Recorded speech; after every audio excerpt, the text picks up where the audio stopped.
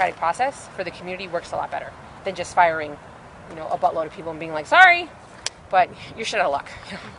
I don't know what to tell you, but our health is more important. Well, we were able to do both in this case. And so the rat situation has drastically improved. And it doesn't smell, it's a weekend, it doesn't smell like garbage, thankfully enough. But there are still days, like during the week, where we'll open our windows at work and you can smell the garbage at work. Normally there's only a couple dozen. And it's been cool from here all the way down to the Chicago River. Never before have we ever seen so many trailer trucks piled up back there. Because the manufacturing there's zip to none manufacturing happening, and so they're not carrying goods anywhere, which is unfortunate.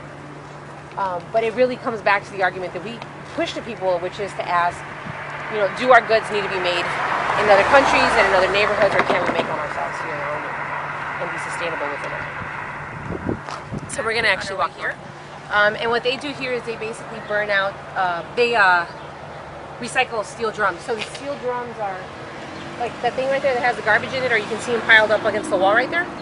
And what they do basically is they rent steel drums to industry all over Chicago, and you use it for whatever you need it, and then when you're done with them, you give them back. And by law, you're only allowed, I believe, up until about an eighth of an inch of liquid to left inside the drum when you bring it back.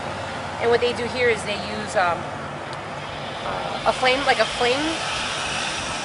blower, the thing that shoots out fire, and they burn out the inside of it. So whatever chemical it is that's in there gets burned out, and then they clean it out, and then they re-rent it out to folks.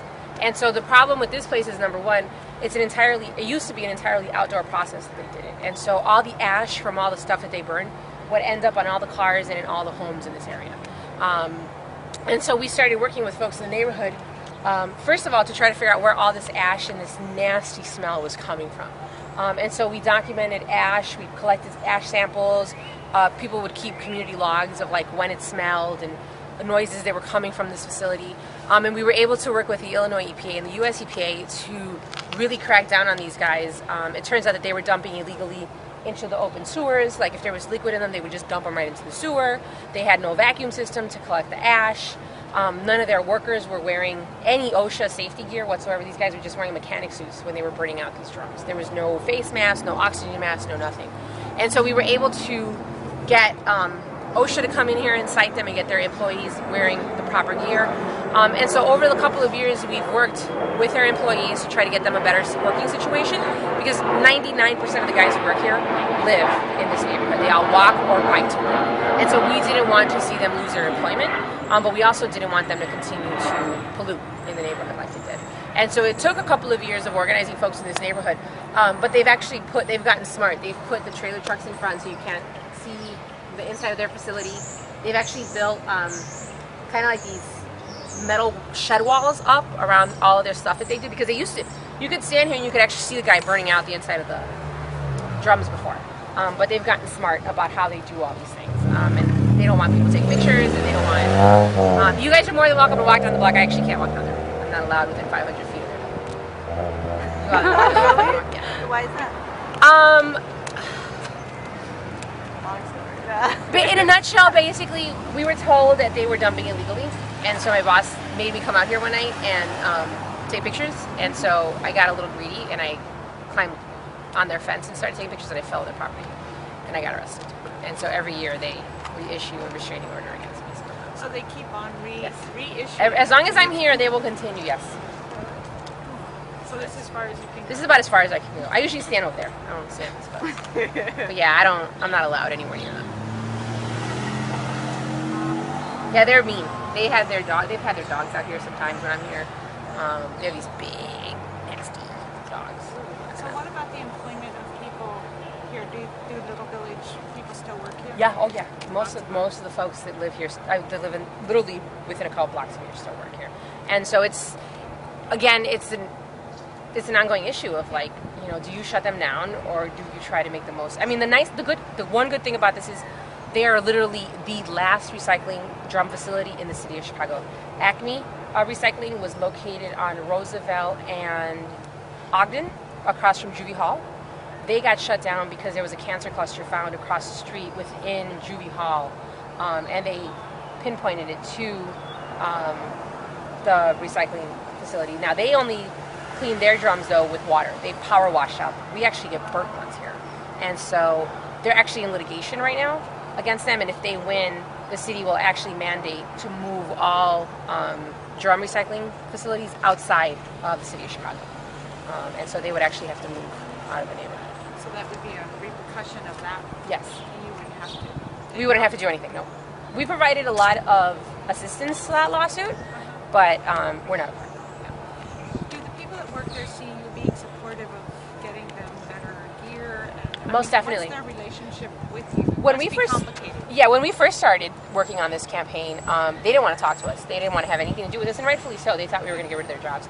But in talking to them, just getting to know them and seeing the burns on their hands and them complaining about breathing situations, we started to ask them questions of like, what do you wear? What precautions do you take? And when they started explaining to us that they didn't have any, we started, informing them about the fact that there's this organization called OSHA, and there's these mandates for the work that you're doing. You can wear oxygen, breathing masks. You can wear these gloves, and there's these things available. And so once they started to get that information, then they started to ask, well, how do we do that without getting fired? And so we were like, well, if you guys are okay with it, we'll call OSHA and we'll have them come do us a visit. And that's what ended up happening. And so now when these guys come out, they're fully geared. And so it was after that they then told us, well, you know what, since you guys helped us out, you might want to know that on Wednesday nights at like 10 o'clock at night, if you come by, you'll see some really interesting things. We made our way over here at Wednesday night at 10 o'clock at night and found some very interesting things. And so that's kind of, it had to be, I will say that one of the things I hope you guys pick up on is our work is based on nothing more than trust. Like, that is literally the only thing that our work is based off of. My word and my promise to people that we'll do something is all I have. That's literally the only thing I have.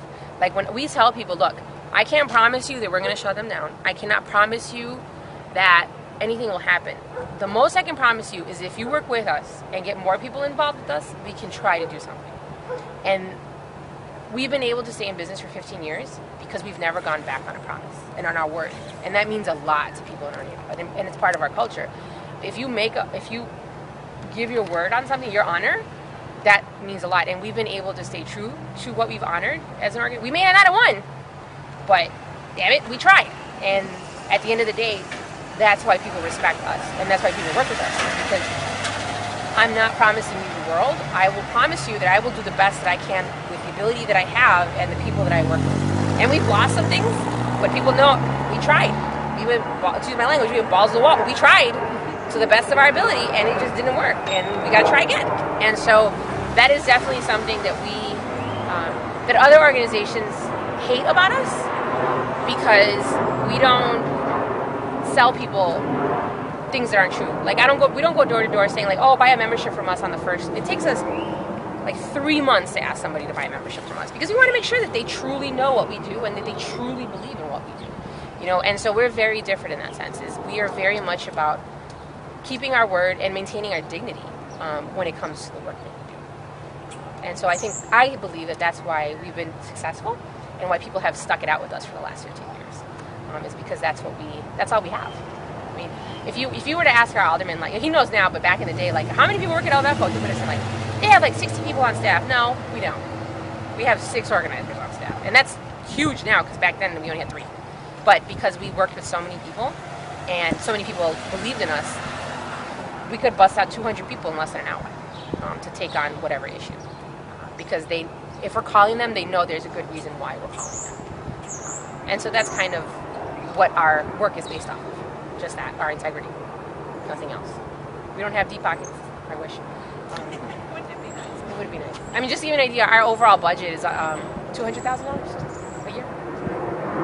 The only other organization in our neighborhood is at $2 million, and they barely pull out the same amount of people we do. Because our folks know we're blood. This is how much money we make. We're not in this for the money. We're not in this for the glory. That green award, they had to pull my teeth to get me to take that picture and to take that award, because I refuse to have my picture taken, because it's not me that does it. I don't do this work. It's the people that I work for who do this work. So if you want to interview somebody, go interview them. If you want to take somebody's picture, go take their picture. Even in the documentary that you'll see, you won't see my face once. You'll hear my voice, but you will not see my face once in that documentary. Because I'm not in this to make a name for myself. I'm not in this to be, somebody special. I'm in this because I can. And I care about my neighborhood. This one. That one. I was this is the first time in 13 years that I've allowed my picture to be taken and an award to be given to me. The first time. And in our press release and everything we sent out, it was for our organization. It was not for me. So it's just... But it's a damn good picture. Thank you. All right, so we're going to go straight. Is this This, when we first started as an organization, and I'll talk about this when we get to the other site, one of the very first campaigns we worked on was this property right here. Because our neighborhood was so overpopulated and we had so many young people, the mayor decided that he needed to build 3 new public schools in our neighborhood alone. Our schools were incredibly overcrowded. We had young people in classrooms, in the hallways, in the copy room, in the lunchroom. It was bananas. And so they built 2 of the new schools on either side of the neighborhood, Finkel and Zapata Elementary School. But the one that they were going to build in the middle of the high school was supposed to be built right on this property. And a lot of our parents at that time were very, very concerned about a number of things. The first one being the grammar school that they were going to build here was only pre-K through 3rd grade, only. And so you're talking about very, very little people. And the concern that they had at that time was the fact that that company was polluting. That was even before we organized that. They were polluting left and right. It was nasty as heck here. And there was another company that used to be on that property called Crown Cork and Seal. And so a lot of the parents' concern was that you were going to be putting little people sandwiched in between 2 heavy industrial polluters. And what if something happened? What if there was a fire? But more importantly, these kids are in these schools 8 months out of the year, 6 hours a day, and what kind of air quality were they going to be breathing? And so the parents organized themselves and started to push our local alderman to really ask the question of what's the air quality like? Do air monitoring. He didn't want to, he didn't want to, he didn't want to. So we took it to the streets. We protested, we marched, we rallied, and we were able to convince Chicago Public Schools to do some air monitoring. They did the air monitoring, lo and behold, the air quality was crap. And they decided not to build the school here. Well, our alderman got pissed because we made him look bad in public. And so the property stayed empty for many years. And so after we were done dealing with them, and once they shut down and moved out, we said, okay, well, the air quality has drastically improved in the neighborhood. We need more park space. Why not build an open space here where the young people can play? Because it came from us and because we had humiliated him in public, he said, absolutely not. Absolutely not doing it. We pushed him. We finally got him to agree in a public meeting to say, yes, okay, fine. I will find out if we can build a park here. We recorded the conversation. We had him on tape saying, yes, I will work for a park. Lo and behold, a couple months later, we find out that he negotiated a deal to have MRC Polymers move into the neighborhood and actually was willing to give them this property at 25 cents a square foot, which is ridiculously cheap in the city of Chicago. Ridiculously cheap. And so people were livid because he had gone back on his word. People were just pissed because he had gone back on his word. And so we fought. And we fought for 2 years to keep them from moving into this neighborhood because we needed a new park. And we wanted to see the park from here all the way that way. It's about 7 acres of land that we could have had a park on. And because they're going after somebody. Because it was us and he had issue with us, he didn't want to see it done. And so he came in and he promised there's going to be 50 new jobs, or 150 new jobs. There are going to be tax incentives. This is a great thing for our neighborhood. We had a public meeting at the local school. 200 people came out. We took a vote. 1 person wanted the company. 199 people wanted a park. He still went against that public meeting, and the city sold the property. So we were able to actually stop them from building for 2 years. We actually kept them from actually physically building the land here. We took over the land at one point. We had a soccer tournament on the land. We put trees. We just squatted on the land for a while. But it didn't work, unfortunately. It turns out now that they actually employ a whole 6 people from the neighborhood out of the 150 jobs that they were supposed to bring. They employ a whole 6 people. And they're non-unionized, which is also an issue for us. But they basically, what they do is they recycle plastic. They make plastic pellets there. So like if you recycle your plastic,